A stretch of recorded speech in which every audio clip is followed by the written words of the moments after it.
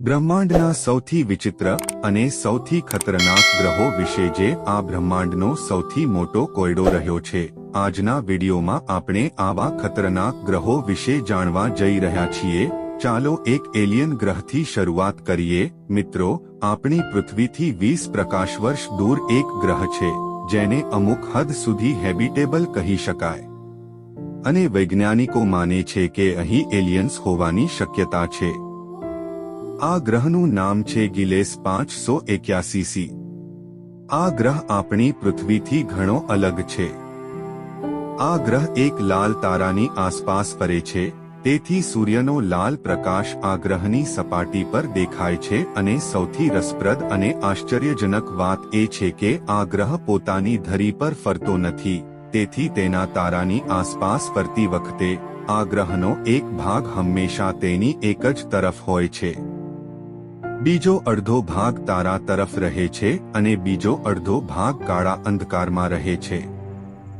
તેને ભરતીબંધ ગ્રહ કહેવામાં આવે છે અને તેથી જ આ ગ્રહનો અડધો ભાગ હંમેશા દિવસ રહે છે અને બીજો અડધો ભાગ હંમેશા રાત રહે છે અને તેના કારણે તારાની સામે જે ભાગ છે તેના પર ખૂબ ગરમી હોય છે। તેમાં એટલી ગરમી હોય છે કે તે કોઈ પણ જીવંત પ્રાણીને ક્ષણભરમાં બાળીને રાખ કરી શકે છે અને અંધારો ભાગ એટલો ઠંડો છે કે તે કોઈ પણ જીવંત પ્રાણીને થીજી શકે છે। તો મિત્રો, હવે તમે વિચારતા હશો કે આના પર જીવન કેવી રીતે શક્ય છે? આપણા વૈજ્ઞાનિકો કેવી રીતે કહી શકે કે આ ગ્રહ પર એલિયન્સનું અસ્તિત્વ હોઈ શકે છે? તો મિત્રો, ખરેખર આ ગ્રહ પર એક એવો ભાગ છે જે ઠંડી અને ગરમીની વચ્ચે છે, જ્યાં તાપમાન મધ્યમ અથવા રહેવા યોગ્ય છે અને આ ગ્રહનો આ મધ્ય ભાગ તેના સમગ્ર વર્તુળમાં હાજર છે અને તેને રહેવા યોગ્ય ક્ષેત્ર કહેવામાં આવશે અને આવાસ ક્ષેત્રનો આ સમગ્ર વિસ્તાર એવો છે જ્યાં તે જીવન શક્ય છે। આપણા વૈજ્ઞાનિકોએ થોડા સમય પહેલા આ ગ્રહ પર ઘણા બધા સંકેતો મોકલ્યા છે અને જો ત્યાં કોઈ સભ્યતા હશે તો તે ચોક્કસપણે આપણને પણ સંકેતો મોકલશે। મિત્રો, આપણા બ્રહ્માંડમાં એક એવો ગ્રહ છે જેનું તાપમાન 440 ડિગ્રી સેલ્સિયસ સુધી રહે છે અને તે આશ્ચર્યજનક નથી કે?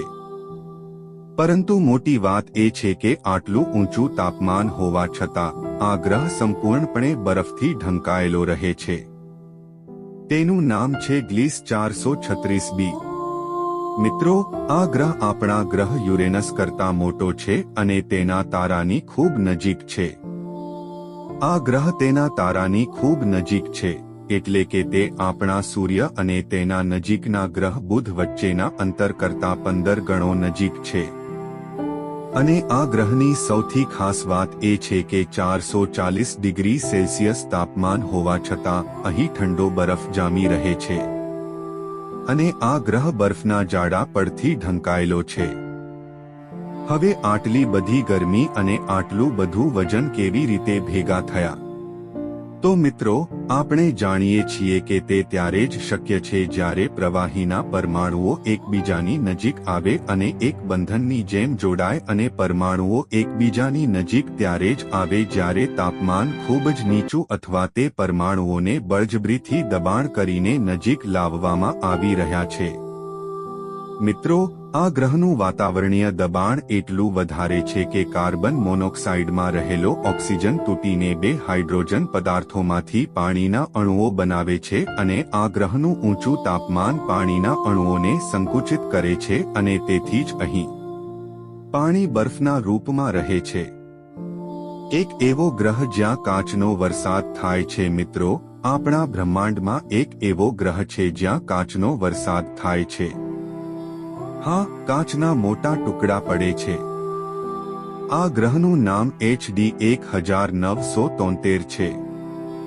આ ગ્રહ આપણી પૃથ્વીથી માત્ર 63 પ્રકાશ વર્ષ દૂર છે, પણ તે એટલો ખતરનાક છે કે ત્યાં કોઈ જઈ શકે નથી। ત્યાં કાચનો વરસાદ પડે છે। હવે આવું એટલા માટે થાય છે કારણ કે આ ગ્રહનું વાતાવરણ ખરેખર સિલિકા કણોથી બનેલું છે અને આ કણો આ ગ્રહ પર કાચનો વરસાદ વરસાવવા માટે જવાબદાર છે। મિત્રો, એટલું જ નહીં, આ ગ્રહ પર પવન પણ લગભગ 8500 કિલોમીટર પ્રતિ કલાકની ઝડપે વહે છે. અને મિત્રો, હું તમને કહી દઉં કે આ ગતિ સુપરસોનિક ગતિ એટલે કે અવાજની ગતિ કરતાં ઘણી વધારે છે. શું આ બિલી બેબાસ ગ્રહણ નથી? કલ્પના કરો કે તમે એવા ગ્રહ પર છો જ્યાં વરસાદના રૂપમાં પડી રહ્યો છે અને તે પણ સુપરસોનિક ગતિ કરતાં વધુ ઝડપી. ભાઈ, તેના વિશે વિચારતા જ મને ધ્રુજારી આવે છે. જો આ ગ્રહને તેના બાહ્ય વાતાવરણમાંથી તેની નજીકના અવકાશમાં જોવામાં આવે તો આ ગ્રહ ખૂબ જ સુંદર દેખાશે. પરંતુ તે અંદરથી ખૂબ જ ખતરનાક છે અને તેનું તાપમાન પણ 900 ડિગ્રી સેલ્સિયસની આસપાસ રહે છે. હવે એક વધુ મોટો ચમત્કાર થયો છે. જે બ્રહ્માંડમાં પથ્થરોનો વરસાદ થાય છે ત્યાં રોડ 7 નામનો એક ગ્રહ છે. મિત્રો, તે આપણી પૃથ્વીથી ફક્ત 489 પ્રકાશ વર્ષ દૂર છે. આ એક એવો ગ્રહ છે જ્યાં પાણીનો નહીં, કાચનો નહીં, પણ પથ્થરોનો વરસાદ પડે છે.